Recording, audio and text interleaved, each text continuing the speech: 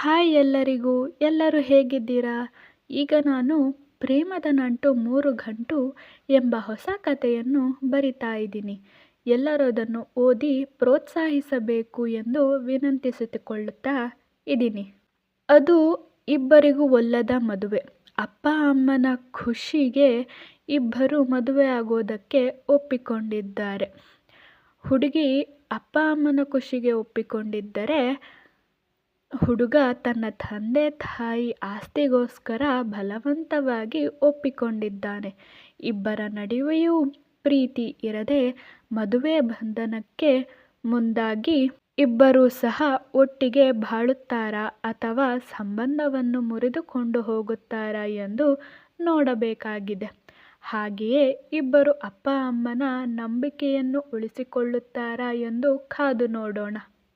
ಅಲ್ಲಿ ಐಷಾರಾಮಿ ಮದುವೆ ನಡೆಯುತ್ತಿದೆ.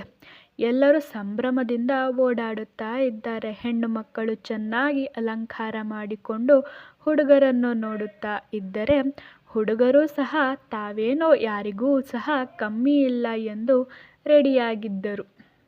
ತಮ್ಮ ಮಕ್ಕಳನ್ನು ಇಂತಹ ಮನೆಗೆ ಸೊಸೆಯಾಗಿ ಕಳುಹಿಸಬೇಕು ಎಂದು ಎಲ್ಲರೂ ಅಪ್ಪ ಅಮ್ಮ ಒಳ್ಳೆ ಸಂಬಂಧವನ್ನು ಆ ಮದುವೆ ಮನೆಯಲ್ಲಿ ಹುಡುಕುತ್ತಾ ಇದ್ದರು. ಹಾಗೆಯೇ ಹೆಣ್ಣು ಹೆತ್ತವರು ಸಹ ತಮಗೆ ಒಳ್ಳೆಯ ಅಳಿಯ ಸಿಗಬೇಕು ಎಂಬುದನ್ನು ಹುಡುಕುತ್ತಾ ಇದ್ದರು.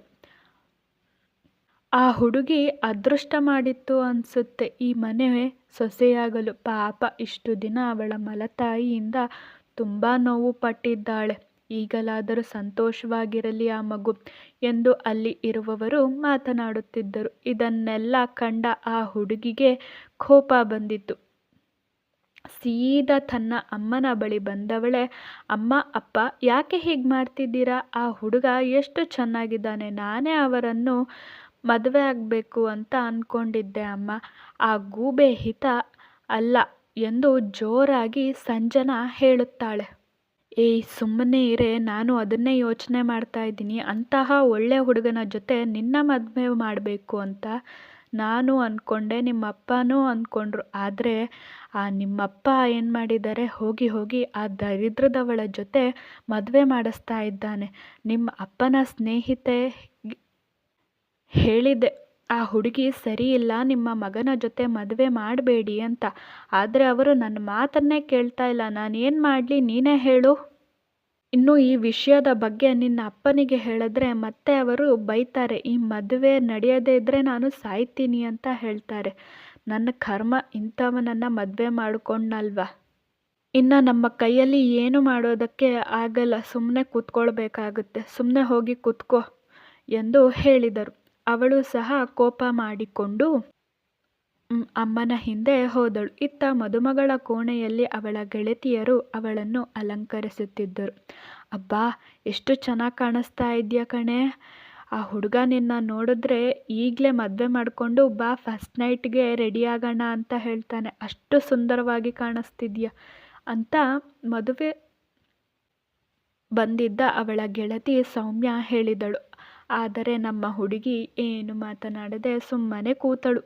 ತನ್ನ ಹಣೆ ಬರಹಕ್ಕೆ ಶಪಿಸುತ್ತಾ, ಲೇಹಿತ ಸ್ವಲ್ಪನಾಗೆ, ನೀನು ನಕ್ಕಾಗ ತುಂಬ ಅಂದರೆ ತುಂಬ ಚೆನ್ನಾಗಿ ಕಾಣಿಸ್ತಿದ್ಯಾ. ನನಗೆ ಗೊತ್ತು ನಿನಗೆ ಈ ಮದುವೆ ಇಷ್ಟ ಇಲ್ಲ ಅಂತ. ಆದರೂ ನಿನ್ನ ಅಪ್ಪ ಅಮ್ಮನಿಗೆ ಮಾತು ಕೊಟ್ಟಿದ್ದೀಯ ನೀನು. ಹಾಗೆ ನಿನ್ನ ಚಿಕ್ಕಮ್ಮನ ಕಾಟದಿಂದ ಕೂಡ ಮುಕ್ತಿ ಸಿಗುತ್ತೆ, ಅರ್ಥ ಮಾಡ್ಕೊಳ್ಳೆ ಎಂದು ಅವಳ ಸ್ನೇಹಿತೆಯರು ಅವಳನ್ನು ಗೋಗರೆದರು. ಸರಿ ಬಿಡು, ನನ್ನ ಹಣೆ ಬರಕ್ಕೆ ಹೊಣೆ ಯಾರು? ನಾನು ಈಗ ಮದುವೆ ಆಗ್ತಾ ಇದ್ದೀನಿ ಅಲ್ವಾ, ಸಾಕು ಬಿಡು ಎಂದು ಹೇಳಿ ಸುಮ್ಮನೆ ಕೂತಳು. ಅವಳ ಮನಸ್ಸಿನ ನೋವು ಅವಳಿಗೆ ಗೊತ್ತು. ಈಗ ಬನ್ನಿ ನಮ್ಮ ಹೆಣ್ಣು ಮಗಳ ಪರಿಚಯ ಮಾಡೋಣ. ಅವಳ ಹೆಸರು ಹಿತ. ನೋಡಲು ಸುಂದರವಾದ ಹೆಣ್ಣು, ಗೋಧಿ ಬಣ್ಣ, ನೋಡಲು ಬೊಂಬೆಯ ಹಾಗೆ ಇದ್ದಾಳೆ. ಗುಳಿ ಕೆನ್ನೆಯ ಚೆಲುವೆ, ಮೂಗಿನ ತುದಿಯಲ್ಲಿ ಕೋಪ. ಅಪ್ಪನ ಮುದ್ದಿನ ಮಗಳು. ತಾಯಿ ಇಲ್ಲದ ಕಾರಣ ಅಪ್ಪ ಬೇರೆ ಮದುವೆ ಮಾಡಿಕೊಂಡು ಬಂದರು. ಆದರೆ ಬಂದ 2 ದಿನಕ್ಕೆ ತನ್ನ ಮಲತಾಯಿ ಬುದ್ಧಿಯನ್ನು ನೋಡಿದಳು. ಅವಳಿಗೆ ಒಂದು ಹೆಣ್ಣು ಮಗುವಾದಾಗ ಅಂತೂ ಹಿತಳ ಪರಿಸ್ಥಿತಿ ಕೇಳುವುದೇ ಬೇಡವಾಗಿತ್ತು, ಅಷ್ಟು ಹಿಂಸಿಸುತ್ತಿದ್ದಳು.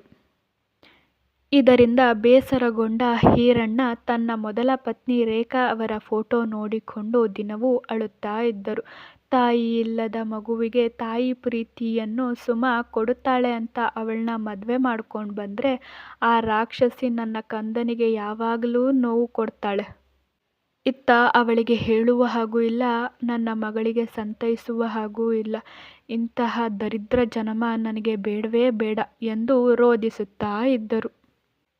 ಇನ್ನು ಇಲ್ಲೇ ಇದ್ದರೆ ನನ್ನ ಮಗಳಿಗೆ ಕಷ್ಟ ತಪ್ಪಿದ್ದಲ್ಲ ಎಂದು ಅದರಂತೆ ತನ್ನ ಮಗಳಿಗೆ ಒಳ್ಳೆಯ ಹುಡುಗನನ್ನು ನೋಡಿ ಮದುವೆಯನ್ನು ಮಾಡಿಸಲು ಶುರು ಮಾಡಿದರು. ಅಂತೆಯೇ ಅವರಿಗೆ ಒಳ್ಳೆಯ ಹುಡುಗ ಕೂಡ ಸಿಕ್ಕಿದ.